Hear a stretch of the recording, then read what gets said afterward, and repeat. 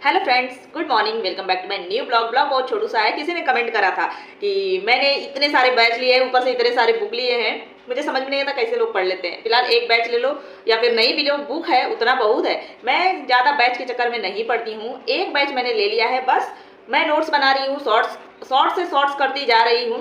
उसी नोट्स को मैं रिवाइज कर रही हूँ, रिवीजन करते हुए मैं बना रही हूँ। ऐसा थोड़ी अपना टाइम वेस्ट करी हूँ। तो इसीलिए आप लोग भी अपना टाइम वेस्ट मत करिए। 10 बुक ले लीजिए कि ये बुक ले लिया, वो बुक ले लिया, कि जो कमेंट करा था वो मैं बता रही हूँ।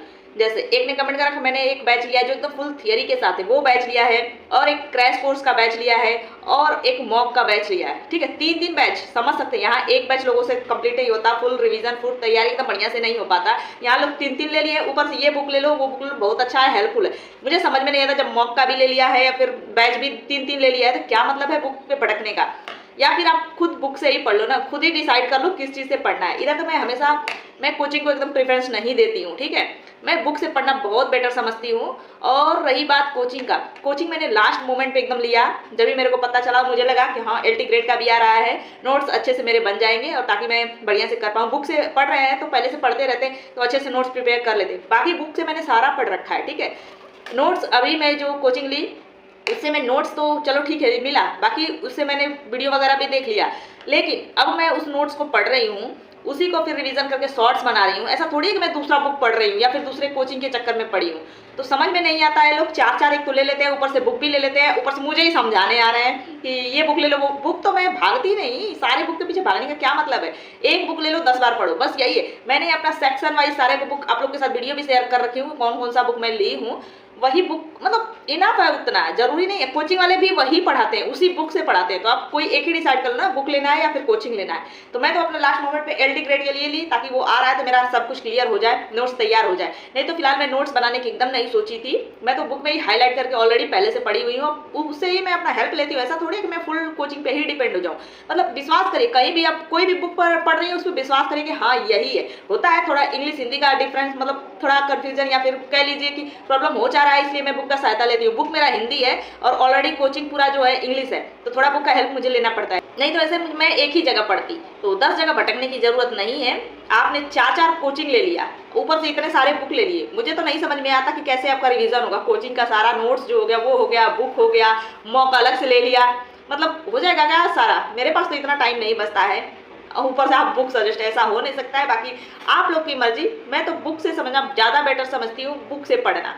बाकी कोचिंग जो लोग पूछते हैं, जिसको लेने की इच्छा है वो लीजिए, कोई दिक्कत नहीं है। कोचिंग वाले भी बुक से ही पढ़ाते हैं, ऐसा नहीं है कि वो खुद से अपना बुक पब्लिश कर रहे हैं या फिर खुद वो भी बुक से ही पढ़े हैं, बुक से ही पढ़ा रहे हैं। और वही बुक जो मैं बताई हूँ उसी बुक से कोचिंग वाले भी पढ़ाते हैं। ठीक है, क्योंकि जब भी मैंने ले लिया कोचिंग में, ऐसे तो नहीं पता चलता है कि इस बुक से कोई पढ़ा रहा है, लेकिन बैच लेने के बाद पता चलता है कि इस बुक से ये टॉपिक पढ़ाया गया है, और ये मैं टॉपिक वाइज बता रखी हूँ कि इस बुक से ये टॉपिक पढ़ लीजिए। और सेम वैसा ही है वो कोचिंग वाले। ऐसा नहीं, हम लोग भी मास्टर कर रखे हैं, ऐसा थोड़ी है अइलू गैलू हो जाता है MSc BSc पास करके। कुछ तो नॉलेज है, तभी तो हम लोग भी MSc मतलब पास कर लिए, कुछ तो पढ़े हैं, ऐसे थोड़ी कोई पास हो जाता है।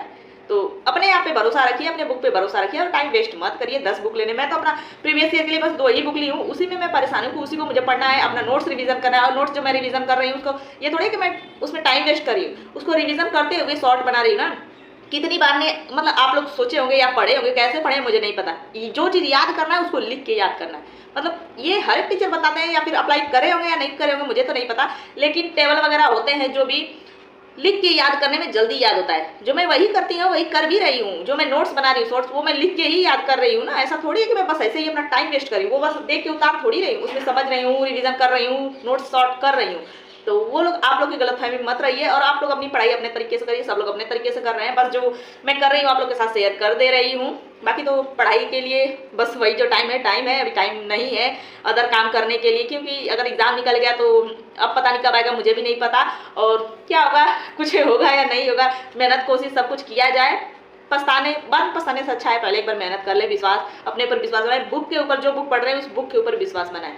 और बाकी चलिए पढ़ते रहिए। बाकी जो लोग कमेंट कर रहे हैं समझ में नहीं आता है, 4 बैच ले लिए फिर भी बुक की जरूरत पड़ रही है, ये मुझे नहीं लगता। या फिर बुक से ही पढ़ लो या फिर बैच से ही पढ़ो, दोनों में से एक ही कर लो।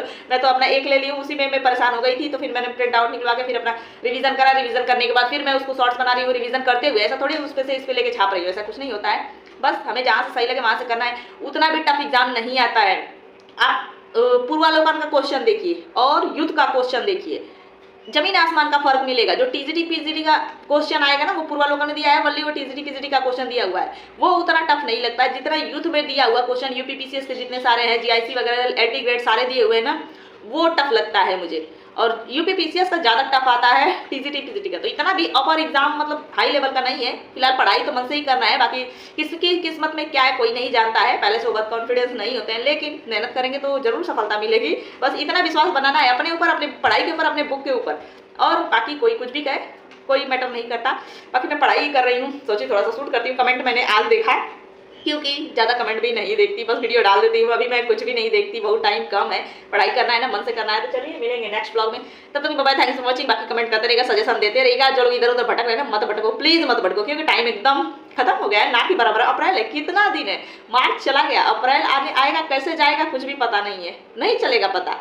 बाकी तो मई में एग्जाम ही है, वो तो गर्मी में ही निकल जाएगा, ना सोने को मिलेगा ना पढ़ाई हो पाएगी, तो मतलब अलग ही परेशान रहेंगे। तो बस अभी जो समय है पढ़ लीजिए, उसके बाद मिलते हैं। चलिए बाय बाय।